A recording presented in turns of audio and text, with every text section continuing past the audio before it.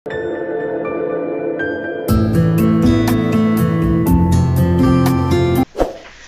मित्रों, मैं सोमवार साथ अपने यूट्यूब चैनल डेली चिंतन पर आपका स्वागत करता हूं। आज का जो हमारा मुद्दा है वह ननों को ट्रेन से उतारकर उनसे पूछताछ के बारे में है, जिस पर गृह मंत्री से लेकर लिब्रांडुओं की गैंग सक्रिय हो चुकी है और इसको एक बड़े मुद्दे के रूप में पेश किया जा रहा है।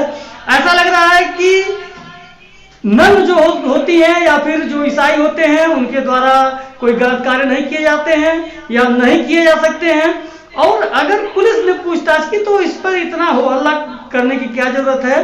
तो उसी मुद्दे पर चर्चा करने के लिए आज हमारे साथ जुड़े हुए हैं अनुराग जी, और लखनऊ से जुड़ी हुई हैं अनुपमा दीदी, जो सोशल मीडिया पे काफी सक्रिय रहती हैं और उनको राजनीतिक मामलों की अच्छी समझ है। तो हम उनसे जो है इस विषय में जानने का प्रयास करेंगे कि ऐसा क्यों हो रहा है। तो पहला प्रश्न मैं अनुपमा दीदी से करना चाहूंगा। दीदी, आप ये बताइए कि ननों को उतारकर पुलिस ने पूछताछ की, कुछ तथाकथित बजरंग दल वालों ने जो है इसकी शिकायत पुलिस से की थी, तो उसके बाद इसमें इतना विरोध वाली कौन सी बात है कि केरल के बिशप काउंसिल ने अपनी आपत्ति दर्ज करा दी। भाई, उनसे पूछताछ की गई, वो संतोषजनक उत्तर उन्होंने दिया, यह सिद्ध नहीं हो पाया कि यह धर्मांतरण को लेकर किया गया प्रयास था, तो उनको छोड़ दिया गया, अगली ट्रेन से भेज दिया गया। तो फिर इसमें विरोध दर्ज कराने वाली क्या बात है? अगर किसी के प्रति किसी को संदेह है कि यह व्यक्ति कुछ अपराध कर सकता है या फिर कुछ गलत हरकत कर रहा है, तो शिकायत क्यों नहीं की जा सकती है? इसमें क्या शिकायतकर्ता के ऊपर कार्रवाई कर दी जाएगी? इस पर आपका क्या विचार है? देखिए, भारत देश का सब है वो सबके अधिकार और सबके कर्तव्य भी एक जैसे ही है। वो संविधान भेदभाव नहीं करता, लेकिन कुछ आजादी के बाद से ही जो पार्टियां आई जिन्होंने हम पर शासन किया, उनके कुछ तुष्टीकरण की राजनीति रही और अल्पसंख्यकों, एक शब्द अल्पसंख्यक, तो उसमें जो भी हिंदुओं को छोड़कर हिंदू कहा गया कि उनके पास सारे हक, सब कुछ है, उनके पास धन है, दौलत है, पढ़ाई है, लिखाई है, घर है, द्वार है, सब कुछ है, और अल्पसंख्यक जो है इस मामले में हीन है, तो पहली तवज्जो उनको दी गई। इसमें मुझे ये कहने में कोई संकोच नहीं है कि हमारे देश के जो चर्च और मदरसे रहे हैं, उन्होंने एक बहुत बड़ी भूमिका निभाई है अपने संप्रदाय के लोगों को ये समझाने में कि वो कम है, कमजोर है और उन्हें डर कर रहना पड़ रहा है। जबकि वास्तविकता ऐसा नहीं है। देश का संविधान सबके लिए एक समान है। इसमें मीडिया, जो कि हमारे यहाँ के अधिकतर मीडिया हाउस जो है वो विदेशों से प्रचालित हैं, स्पॉन्सर्ड हैं, उनकी एक बड़ी अहम भूमिका है। सौभाग्य कहें, दुर्भाग्य कहें कि इस समय जो है उसे हिंदुओं की पक्षधर सरकार कहा जा रहा है, जो कि गलत है। एक आम नागरिक होने के नाते, और एक आम नागरिक यही समझता है कि सबका विकास जो है वो सबका अधिकार है और सबको मिल रहा है, ऐसा कुछ नहीं है। लेकिन इसमें यही है कि मीडिया हाउस आ जाता है, अगर उसमें किसी बहुसंख्यक ने किसी अल्पसंख्यक को जानकारी लेने के लिए एक रिपोर्ट कर दी, एक फोन कॉल कर दिया कि ये हो सकता है कि ये ट्रैफिकिंग का मामला हो सकता है या फिर धर्मांतरण का मामला हो सकता है, और इसके लिए सिर्फ उनसे 10 मिनट लिए गए और अगली ट्रेन से उन्हें रवाना भी कर दिया गया। अब ये बात कहां से कहां पहुंच गई और इसको कौन सा टूल दिया गया कि ये बजरंग दल वाले हैं, ये एबीवीपी वाले हैं और ये सब करते हैं। आपको याद होगा कठुआ कांड, जब नॉट इन माय नेम करके पूरे एक तरह से अंतरराष्ट्रीय स्तर पर इस बात को उछाला गया था, सच्चाई बाद में कुछ और निकली। तो जो मीडिया है वो अपना कर्तव्य अगर सही ढंग से निभाए तो ना देश बटेगा, ना समाज बटेगा, और ना ये बातें होनी चाहिए, क्योंकि गुनाहगार कोई भी हो सकता है, अल्पसंख्यक हो सकता हो सकता है, गलतियां किसी से हुई हो सकती हैं, कानून है उसके लिए, न्यायपालिका है उसके लिए, ठीक है, हमारे पास पुलिस है, सब कुछ अभी भी है। तो इसको किसी संप्रदाय या किसी वर्ग विशेष या किसी क्या बोले संगठन से जोड़कर नहीं देखना चाहिए। लेकिन दीदी इसमें जो एंगल आ रहा है कि गृह मंत्री ने कहा कि उनके ऊपर कठोर कार्रवाई की जाएगी, तो यह नहीं समझ में आ रहा है आखिर कठोर कार्रवाई किस लिए की जाएगी। मान लीजिए मैं ही कुछ ऐसा देखता हूं जो नहीं होना चाहिए या अनियमित है, अगर उसकी मैं शिकायत करता हूं और वह संयोग से सिर्फ एक अनुमान पर आधारित मेरा जो संदेह था निकलता है, तो क्या मेरे ऊपर कार्रवाई कर दी जाएगी? क्या यह किसी एंगल से उचित है? बहुत सही आपने प्रश्न किया। आपको पता है कि चुनाव जो है वो बहुत नजदीक है, जी, वोट बैंक होता है, जी, तुष्टीकरण होता है, जी, राजनीति एक शब्द नहीं है, एक संस्थान है, संस्थान है, एक यूनिवर्सिटी कह सकते हैं आप। तो उसमें बहुत कुछ होता है। जी, जी, जी, मेरे हिसाब से तो ऐसा ही कुछ है, पर एक आम नागरिक होने के नाते मैं ऐसे कार्यवाही का मैं विरोध करना चाहूंगी कि ये इतनी बड़ी घटना नहीं थी और इतना बड़ा अपराध नहीं था जिसके लिए कड़ी कार्रवाई करने के लिए हमारे गृह मंत्री ने कहा है। जी, एक आम नागरिक होने के नाते मैं ये ऐसा नहीं होना चाहिए। जी, जी, जी। चलिए आगे बढ़ते हैं। अनुराग जी, आपने सुना हमारा प्रश्न, आप इस विषय पर आपका क्या सोचना है कि क्या इसमें अगर किसी ने शिकायत कर दिया तो क्या उस पर कड़ी कार्रवाई कर दी जाएगी? देखिए महेश्वर जी, देश में क्या माहौल है, क्या स्थिति है, ये किसी से छुपा नहीं है। वाकई में धर्मांतरण का जो मुद्दा है वह देश में बहुत ही बड़े स्तर पर फैला हुआ है और कहीं ना कहीं गरीब जो है, दलित हैं, आदिवासी हैं, पिछड़े समाज के लोग हैं, उनको तरह तरह के प्रलोभन देकर के उनका धर्मांतरण किया जाता है, समय समय पर किया जा रहा है। ऐसे सबूत मिले हैं, ऐसे लोगों को पकड़ा गया है देश में। जी। तो ये चीज छुपी नहीं है, कोई नई चीज नहीं है। लेकिन अगर संदेह के आधार पर कुछ समाज के जो कार्यकर्ता हैं उन्होंने अगर उन लोगों को पकड़ा संदेह के आधार पर कि हो सकता है ये लोग भी उन चीज में संलिप्त हो, तो ऐसा मेरा मानना है कि उन लोगों ने जो किया है वो समाज के हित के लिए किया है। ऐसा कोई गलत कार्य नहीं किया है कि जो उनके ऊपर कार्रवाई करने की बात की जा रही है। जी, जी, जी।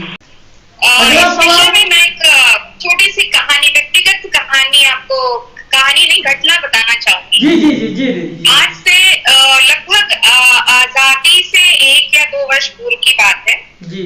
मेरी माँ की उम्र कुछ रही होगी 15-16 साल। जी। पढ़ी लिखी थी।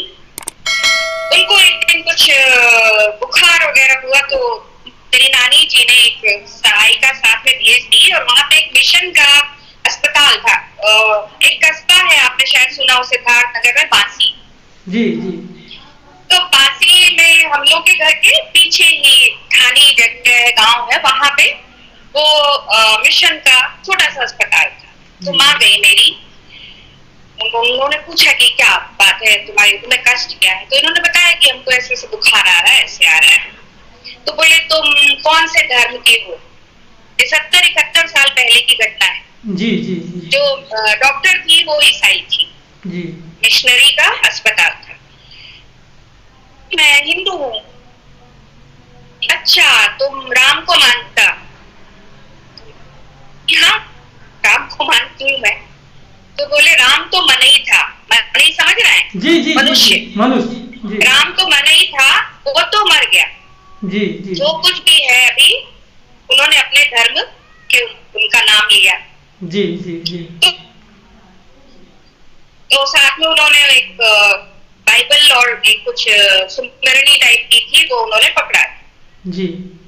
पकड़ानी चाहिए। तो मेरी माँ ने कहा, मेरी माँ थोड़ी सी, एक तो पुलिस इंस्पेक्टर की बेटी थी। जी, जी। तो वो पढ़ी लिखी थी। उन्होंने कहा अच्छा, तो यीशु जो थे वो मनई नहीं थे, वो मरे नहीं। जी, जी, जी, जी। तो उन्होंने कहा ओ, तुम पढ़ा लिखा मालूम होता, तुम्हारा दवा यहाँ नहीं हो सकता, तुम जाओ। तो मेरी माँ ने कहा ये अपनी रखो भैया पुस्तक और प्रसन्न रहो और जाओ। तो एक छोटे से गांव में जब ये घटना उस समय घट रही थी, तो आज जैसा कि अनुराग जी ने कहा कि आजकल का माहौल, ये आजकल का माहौल नहीं है, ये बरसों से चला आ रहा है और अब जाके ये चीजें सामने हमारे समक्ष आने लगी हैं, खुलकर सामने आने लगी हैं। पहली बार सोशल मीडिया या सोशल मंच पर हम सब इन बातों को खुलकर कह पा रहे हैं। जी जी जी जी जी जी ये मेरा मतलब व्यक्तिगत अनुभव रहा मेरी माँ का, उन्होंने हम लोगों को बताया था जी, तो मुझे याद आ गया इस बारे में। अगला सवाल दीदी आपसे है कि पालघर पर यही जो तथाकथित बुद्धिजीवी वर्ग है जो आज दो ननों को लेकर काफी हाय तौबा कर रहा है, यहाँ तक कि केरल के मुख्यमंत्री ने चिट्ठी तक लिखी, तो लेकिन पालघर में जब साधुओं की हत्या कर दी गई तब सोशल मीडिया पर किसी भी तथाकथित बौद्धिक आतंकी ने कोई आवाज नहीं उठाई।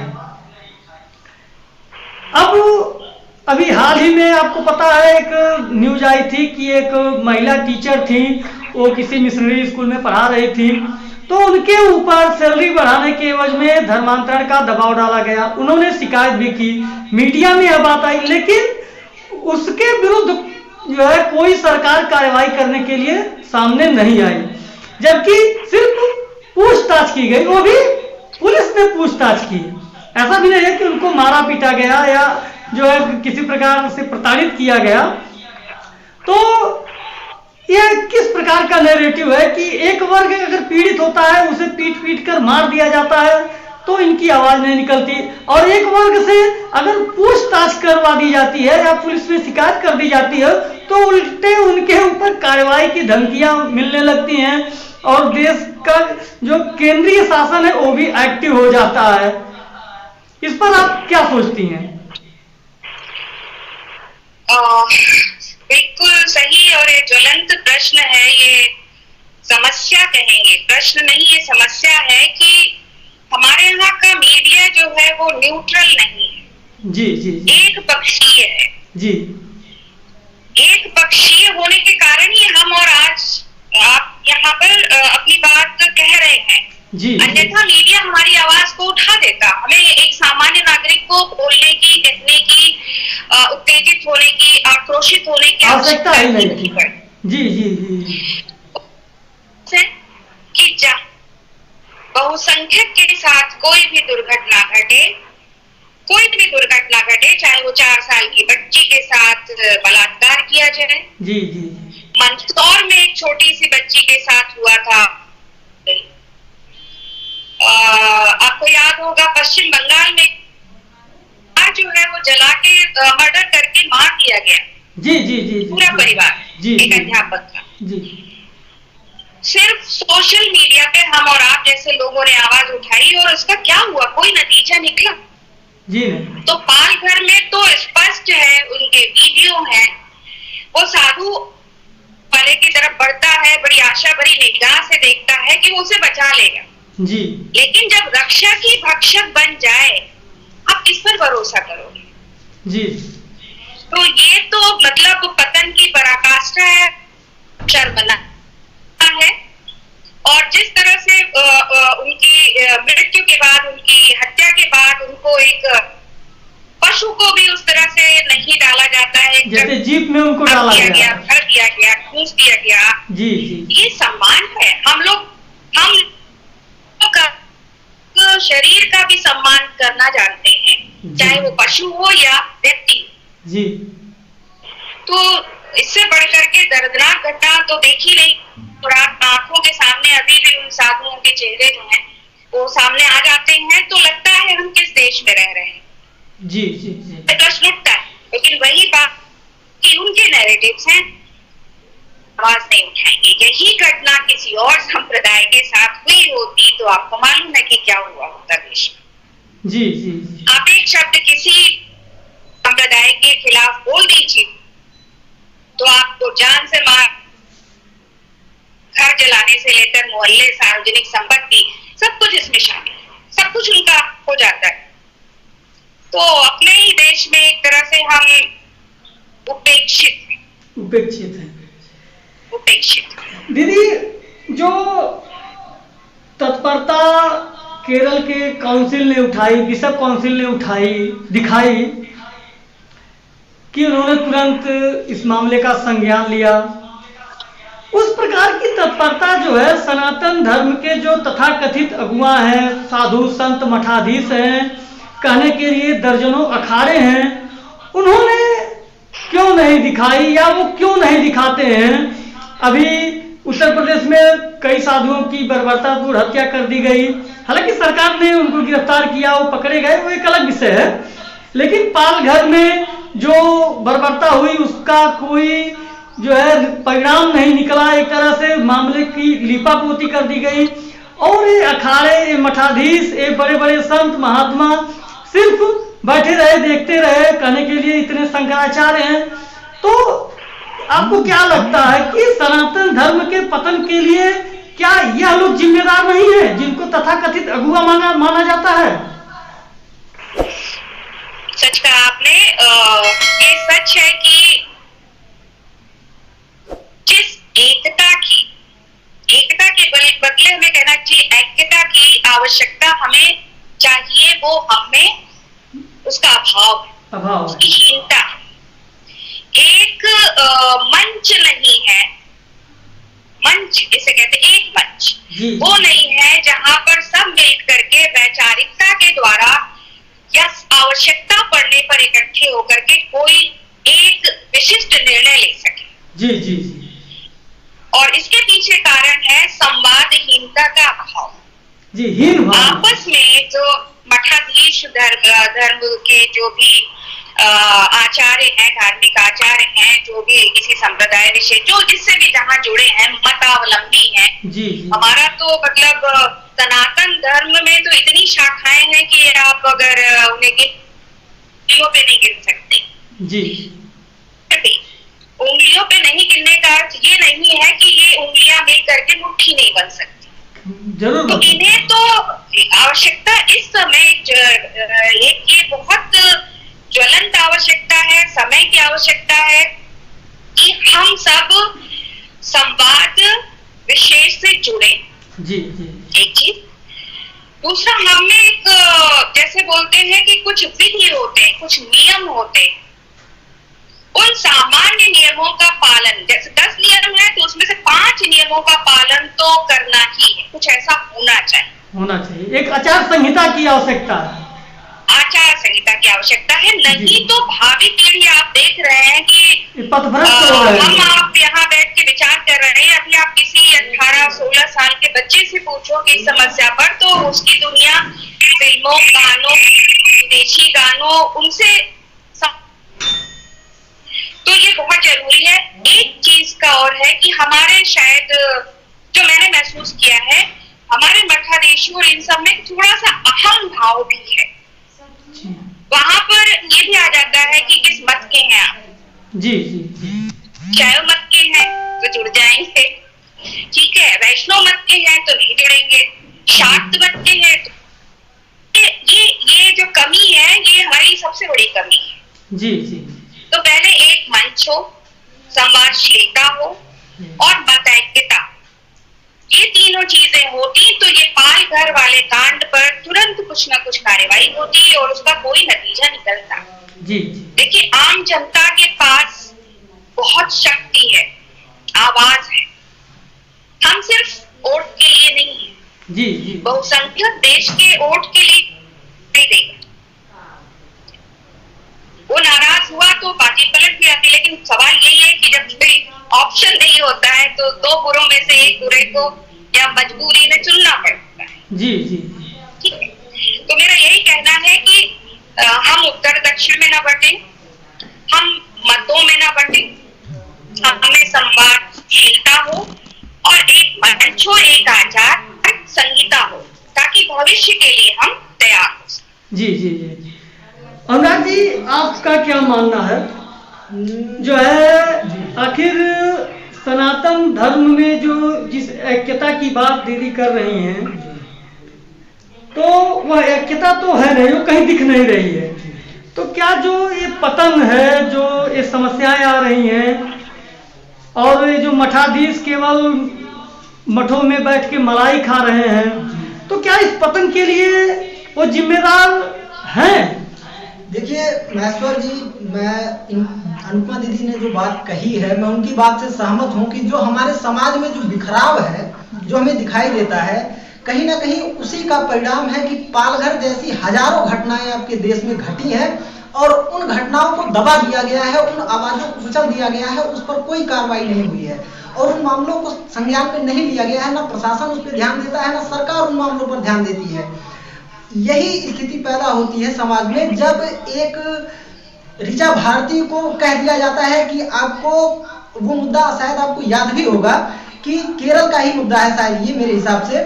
तो ऐसी स्थितियां तभी पैदा होती हैं जब देश में शीर्ष पर बैठे लोग देश के जनता के सामने ये कह देते हैं कि देश के संसाधनों पर तो अल्पसंख्यकों का अधिकार है। ये सोच वहीं से पैदा होती है, उस सोच को बढ़ावा देने का कार्य यही लोग करते हैं। ठीक है, तो जनता को एक मंच पे आकर इन चीजों का विरोध करना पड़ेगा, अन्यथा देश के लिए ये जो चीजें हैं बहुत ही नुकसानदायक हैं। अगर इनका विरोध नहीं किया जाएगा तो आने वाले समय में देश को काफी क्षति पहुंचने वाली है और क्षति पहुंच भी रही है। दीदी, मैं आपसे जानना चाहूंगा कि जनता, तो जो आम आदमी होता है, जनता में वो अपने रोजी रोटी में लगा रहता है, तो जो ये तथाकथित अगुआ है, यह एक ऐसा मंच क्यों नहीं बना रहे हैं कि कम से कम पालघर के जैसे जो साधुओं की हत्या हुई, ऐसे अन्य पीड़ितों के न्याय के लिए खड़े हो सके? ये अपनी आवाज कब उठाएंगे? और अगर नहीं उठा पा रहे हैं, अगर ये अपने धर्म के साथ न्याय नहीं कर पा रहे हैं, तो इनका अधिकार क्या बनता है यह कहने का कि ये सनातन धर्म के अगुआ है? सही कहा आपने। ऐसा नहीं कि उनके पास ज्ञान नहीं है, ऐसा नहीं कि उनके पास संसाधन है, ज्ञान है, सारी चीजें हैं, करना चाह रहे हैं, उनके पास सब कुछ है। जी जी, यहाँ तक कि धन वैभव समृद्धि भी है। जी जी जी, कोई कमी नहीं, कोई कमी नहीं, कोई कमी नहीं है। बस समस्या यही है कि उनको शायद दुनियादारी का ज्ञान नहीं है, मतलब या जमीनी स्तर पर क्या हो रहा है इसकी जानकारी उन तक नहीं पहुंचती है। जी जी, ठीक है जी, उनके आसपास जो रहने वाले लोग हैं, समाज में क्या घट रहा है और किन मुद्दों को उठाना है, किस बात पर आपको बोलना है, कहना है, अपनी बात को कहना है, शायद ये चीजें उनको ना बताई जाती है ना कही जाती है। जी जी, तो वो सिर्फ उनको लगता है कि हमारे जो धार्मिक कृत्य है इतना मैंने कर दिया और यही मेरा कर्तव्य का इतिश्री हो गया। जी जी, जबकि ऐसा नहीं। नहीं। शंकराचार्य ने जब 4 मठों की स्थापना की थी, आप देखें उत्तर दक्षिण पूर्व पश्चिम चारों दिशाओं में उन्होंने उसकी स्थापना की। जी जी जी, और उन्होंने ऐसा क्यों किया? ताकि पूरे भारत को वो चारों दिशाओं से जोड़ सके। जी जी, वो सबसे पहला उनका प्रयास था कि ये नहीं कहे उत्तर भारतीय दक्षिण भारतीयों को कुछ ना कहे, दक्षिण भारतीय उत्तर भारतीयों पे उंगली ना उठाएं। ये समस्या रही है। उधर के जितने बार झेले हैं उत्तर भारतीयों ने झेले हैं, दक्षिण भारतीयों ने अपने संस्कृत सभ्यता को बहुत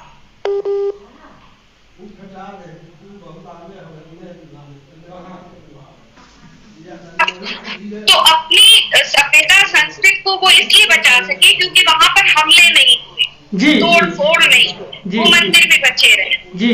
तो सारे बार इन्होंने झेले। इतना सब कुछ होने पर भी अगर आज के मठाधीश ये समझते हैं कि सनातन धर्म है, ये ना कभी नष्ट हुआ है ना नष्ट धर्म में जी रहे हैं लोग, तो ये इस सोच ना पड़ेगा। जी जी, हम बहुत सीमित हो चुके हैं। नेपाल एक हिंदू राष्ट्र कहलाता था, आपने देख लिया कि उसकी क्या परिणति हुई। क्या हुई?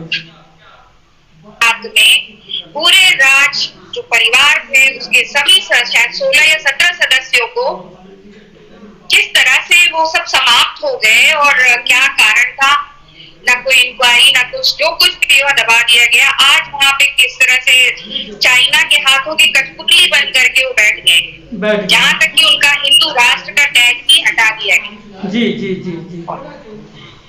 पूरे विश्व में सिर्फ हम यहीं पे तो हैं, आर्यावर्त में ही तो सीमित रहे हैं।